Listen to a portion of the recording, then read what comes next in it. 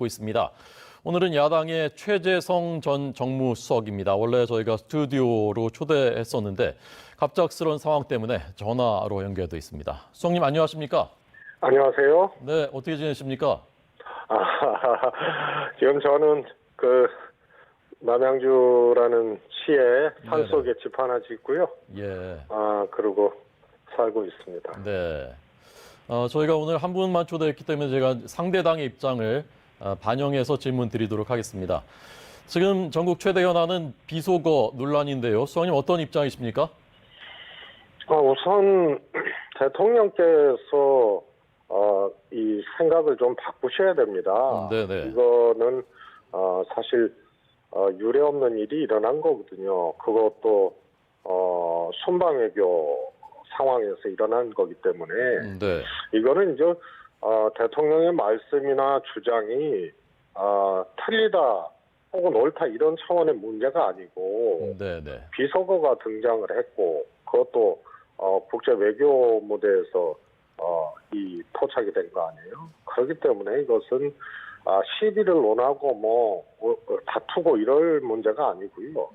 그 다음에 이 일이 일어나고 난 다음에 대통령께서 오늘도 직접 이거 진상 규명해야 된다고 하고 그러면은 대통령이라는 자리는 사실은 방어적인 자리거든요. 네네. 공격적으로 오히려 이 민심에 역행하는 그런 말씀을 하시는 것은 좀 온당치 않다고 봅니다. 그래서 빨리 생각을 좀 바꾸시고 네네. 또 저는 사과해야 된다고 봅니다. 네.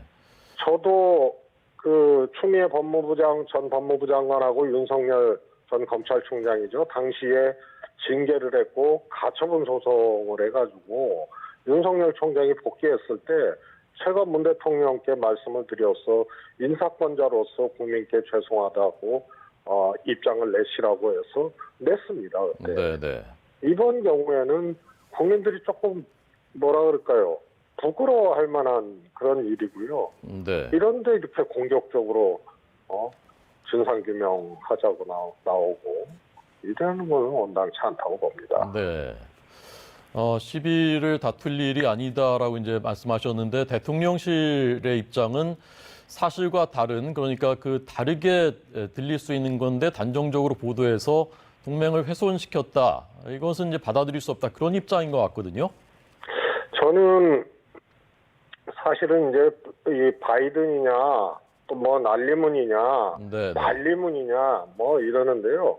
그거보다 비속어가 나왔다는 게 더 중요하다고 봅니다. 네네. 그러면은 바이든이 아니면은 바이든이라고 대통령께서 말씀하시지 않았다면은 네네. 그러면은 이 욕설이라든가 그다음에 모팔리다라든가 이런 것이 대통령의 언어로서 국민들이 납득할 수는 없잖아요.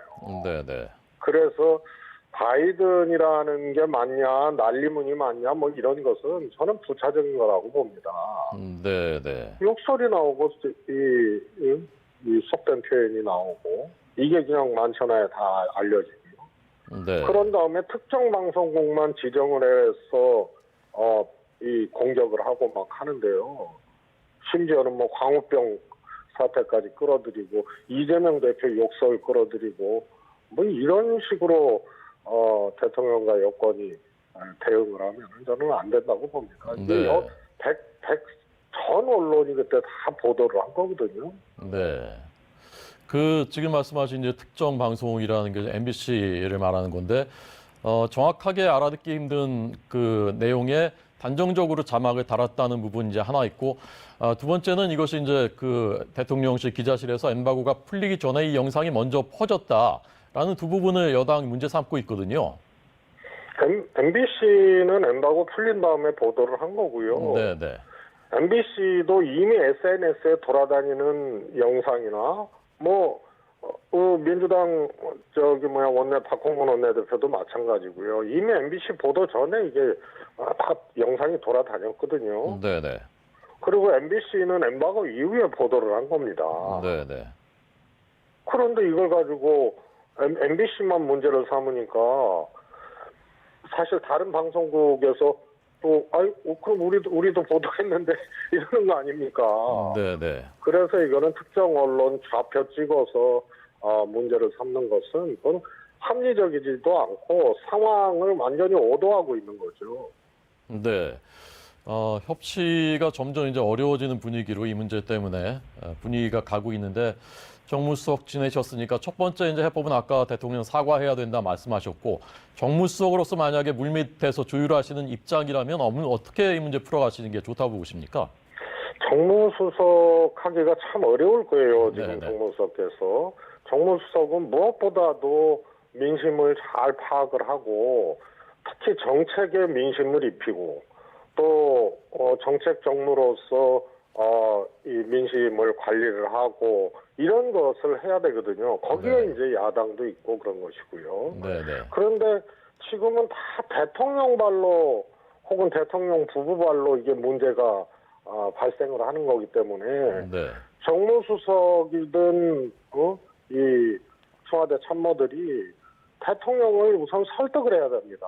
네. 대통령의 국정운영 방식, 대통령이 국민들을 대하는 방식, 국민들과 싸우려고 그러면 안 되죠. 네. 그래서 선 대통령 설득이 좀 돼서 대통령의 변화를 좀 줘야 됩니다. 네. 그러지 않으면은 전부 다 별무소용인 것입니다. 네. 민주당이 박진 외교장관 이 문제 책임으로서 해임 건의안 추진한다고 하는데 어떻게 동의하십니까? 지금 말이에요. 대통령의 소위 말해서 속된 발언으로 정말 이 나라가 떠들썩하고 또 다른 나라에서도 이게 보도가 되고 막 난리가 아니지 않습니까? 네. 그런데 오히려 이 욕설 발언 때문에 사실은 다른 것이 감춰졌어요. 네. 그게 뭐냐면 왜 조문외교를 가고 엘리자베스 2세 조문을 간다고 해놓고 9시에 서울공항에서 출발을 했느냐. 네네. 당연히 이거는 조문 안 하겠다는 것과 다름없는 출발 시간이거든요. 네네. 근데 이거는 대통령이 직접 얘기하지 않으면 출발 시간을 상식적으로 조문이 불가능한 9시로 그렇게 실무진이나 참모들이 잡을 수가 없거든요. 네네. 그래서 9시 출발 잘못된 거. 그 다음에 한일의 정상들이 일본에선 간담회라고 표현하잖아요. 네. 그거 찾아가서 하고 또 이번에 순방 외교 전에 청와대에서 대통령 비서실에서 한일 정상회담 확정했다고 발표하고 한미 정상회담도 마찬가지. 그리고 48초짜리 이 행사 무대 위에 올라가서 한남 나눈 48조를 한미 정상회담이라고 얘기를 할 수는 없잖아요. 이런 것들이 지금 어떻게 보면 외교 참사와 같은 거거든요. 그래서 네네. 욕설에 전부 몰입을 해서 시비를 가리는 요 속에서도 이번 순방외교의 문제점들이 네. 국민들은 다 알고 있고 이거 정말 망신살이 뻗친 거 아닙니까? 그렇기 때문에 이것은 대통령발 문제였지만 외교부 장관에게 책임을 묻겠다라고 하는 것은 어찌 보면 야당으로서는 당연한 지적이고 또 주장이라고 생각합니다. 네. 최재성 전 정무수석에게 듣고 있습니다. 최재성 전 수석께서는 이번 정기국회 지금 시작됐는데요. 민주당이 말하는 이제 중점 법안들이 몇 가지가 있고 제일 중요한 것은 이것만은 통과시켜야 된다는 것은 어떤 것이라고 생각하십니까? 지금 뭐 여러 가지가 있겠습니다만은 특히 원자재가 지금 문제가 생기고 따라서 보급 이 하청업체들이나 네. 이런 데서 지금 애를 먹고 있거든요. 네네. 그래서 요 관련 법안들이 있습니다. 이런 것들은 반드시 처리를 해야 되고요. 또 이런 이제 글로벌 위기가 오고 특히 금리가 인상되고 이러면은 상대적으로 서민들이나 이제 취약계층들이 더 어려워지거든요. 네네. 따라서 서민 보호 대책 같은 거 이런 것들 관련 법안들은 이번에 꼭 통과를 시켜야 된다고 봅니다. 네. 민주당 이재명 대표 이제 취임 어느새 한 달이라고 합니다. 지난 한 달 어떻게 평가하셨습니까?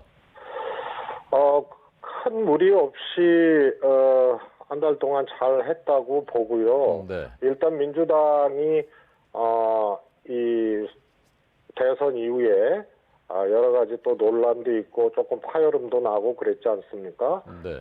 비교적 그런 것을 잘 이재명 대표가 정리를 하고 잘 수습을 하고 그다음에 민생을 중심에 놓고 민생을 앞세워서 행보를 하고 당대표 역할을 수행하는 것은 점수를 줄 만하다고 봅니다. 네. 어제 검찰이 성남FC 관련해서 사실상의 재수사라는 해석이 나올 정도로 압수수색을 실시했고요. 대장동 판박이라고 하는 위례 신도시 의혹 관련해서도 이른바 대장동 일당들이 추가 기소됐습니다. 이재명 이른바 사법 리스크 그 위험성 어느 정도라 생각하십니까?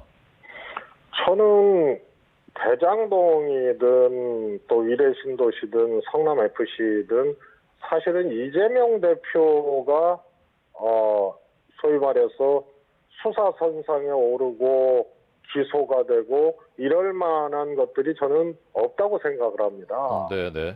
이제 뭐 떠들썩하고 여러 사람들이 관련이 되고 뭐 했지만 그게 당시 이재명 시장에게 예를 들어서 뭐 뇌물을 공여를 했다거나 네. 뭐 이런 것들은 뭐 전혀 지금 뭐 없는 거 아닙니까? 그러면 결국은 직권남용 정도가 이 검찰이나 경찰에서 들여다볼 수 있는 부분인데요. 또 제3자 공여 같은 거. 그런데 그런 것도 너무 과잉되게 지금 수사를 하고 있는 거고 이것은 타겟을 정해놓고 하는 그런 수사라는 느낌을 지울 수가 없습니다. 근데 이재명 당시 시장에게 돈이 갔느냐, 안 되는 것을 되게 해줬느냐 이런 부분에 대해서는 아마 혐의를 두고 또 입증하기가 어려울 것입니다. 네.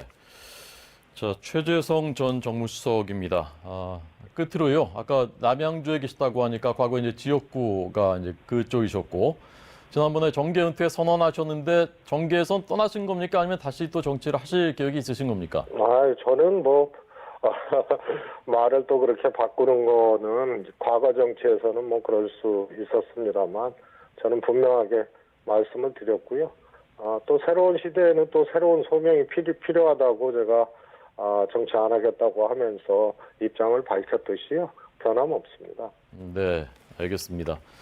자, 시청자 여러분들께 다시 이제 한번 말씀드리지만 원래 저희가 이제 모시기로 했었는데 갑작스러운 사정 때문에 오늘 전화 연결했고요. 이 현안들에 대해서 이번 주에 저희가 여당 정치인에게도 똑같이 또 묻겠습니다. 최재성 전 수석님 전화 연결 감사합니다. 고맙습니다.